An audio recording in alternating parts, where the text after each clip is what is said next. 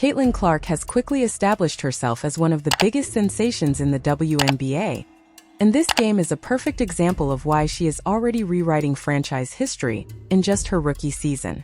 Breaking a franchise record so early in her career is no small feat, and if this level of play continues, the future looks incredibly bright for her. The Mercury win the opening tip, and the game gets underway, but Clark wastes absolutely no time making her presence felt.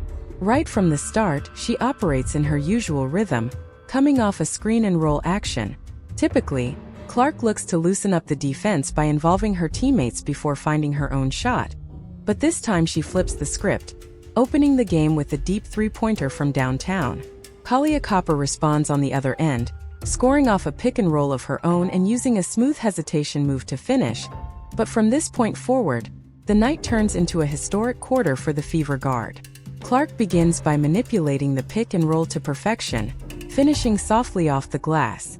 What follows is a masterclass in playmaking, as she delivers assist after assist from every angle imaginable. It starts with a sharp inbounds pass to Kelsey Mitchell, followed by a perfectly timed pick-and-roll feed to Aaliyah Boston, who knocks down a short roll jumper.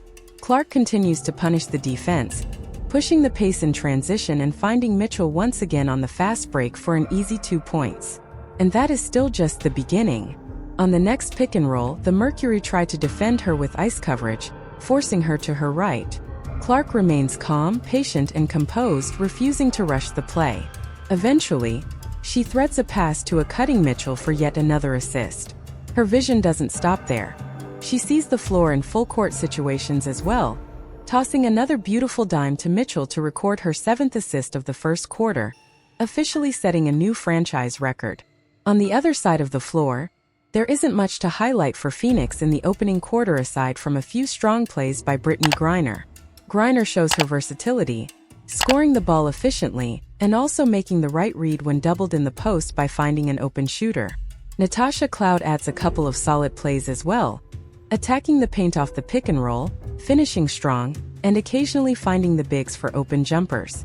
Still, the quarter belongs entirely to Indiana, and it ends with the Fever firmly in control, leading 28-6 after a dominant first frame. The second quarter begins with Griner trying to spark a comeback and energize her teammates. While she shows flashes of brilliance, success is hard to come by. She starts strong, displaying excellent footwork while being double-teamed and finishing through contact with a tough step-through layup. It's a difficult shot and a great individual moment, but once again, Clark and the Fever respond with authority.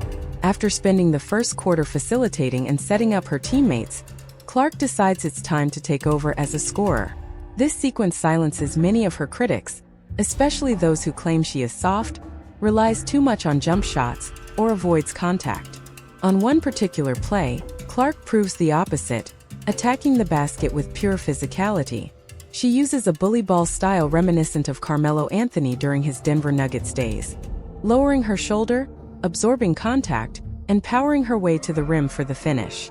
The toughness on display is undeniable, and she caps it off by converting the layup. Beyond her strength, Clark also showcases her creativity and handle. Her bag is deep, filled with a variety of dribble moves and combinations, and on multiple possessions she leaves defenders off balance, skating helplessly as she creates space for herself. Defending her in pick-and-roll situations becomes a nightmare, as she can score, pass, or draw help at will. 2. Throughout the game, Clark repeatedly proves that while she is an elite passer, defenders also have to respect her ability to attack downhill. On one play, she gets a running start straight toward the rim and finishes through contact, earning an and-one opportunity and calmly knocking down the free throw. At halftime, the Fever hold a commanding 20-point lead, and Clark has already racked up 9 assists, 2 in the second quarter alone, along with 15 points, all in just 2 quarters of action. For the Mercury, the highlight of the night comes courtesy of Sophie Cunningham, who delivers an incredible moment by breaking her defender's ankles, sending her to the floor, and drilling a three-pointer. It's a rare bright spot for Phoenix in an otherwise difficult half. Coming out of the break, the Mercury looked to cut into the deficit, and Diana Taurasi, left completely open by the Fever defense, buries the first basket of the second half. However, Clark and Boston have different plans, determined to push the lead even further. Clark attacks once again, hunting mismatches. When a big defender switches onto her, it's essentially a walk in the park. The defender hesitates, worried about Clark's drive to the rim, sags off just enough, and Clark makes her pay with a confident three-pointer. Aaliyah Boston continues to battle relentlessly, refusing to give up on plays and grabbing offensive rebounds to extend possessions. Her effort leads to another score. And just when it seems the Fever have delivered the knockout blow, Clark strikes again. After a steal by Nalissa Smith, the ball finds its way into Clark's hands, and with incredible awareness, she pushes it ahead to Mitchell for her 10th assist of the night. Soon after, Clark delivers perhaps the most beautiful pass of the game. In transition, she shows remarkable poise, using a subtle half-spin fake before dropping a perfectly timed pass to a trailing Boston for an easy layup. Her basketball IQ is on full display. She knows exactly where her teammates are, where they're supposed to be, and how to put them in the best position to score. Boston follows that up with yet another offensive rebound and putback, asserting herself as a dominant force on the boards. Clark isn't done showcasing her skill, flashing her handles with an impressive behind-the-back and between-the-legs combination that completely loses her defender before she finishes the play herself. The Mercury finally show some life late in the third quarter, with Copper and Taurasi knocking down a few shots, but even then, they trail by 23 points heading into the final period. Despite trailing for nearly the entire game, Phoenix refuses to quit. They fight back with determination, even after facing a deficit that once reached 30 points. Copper becomes the main catalyst for the comeback, attacking the basket, scoring from the mid-range, posting up, and running the floor in transition. With just over 3 minutes remaining, she cuts the lead to only 4 points. A remarkable turnaround considering Indiana led by 23 at the end of the third.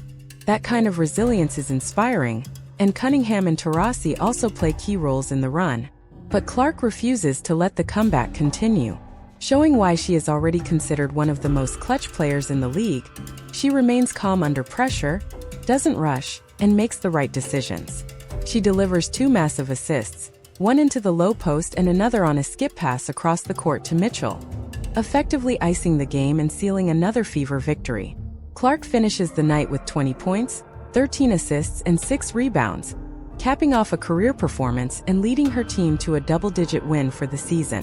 While the Mercury made things interesting in the fourth quarter, a full game view makes it clear that they never truly stood a chance against Indiana when the Fever play at this level.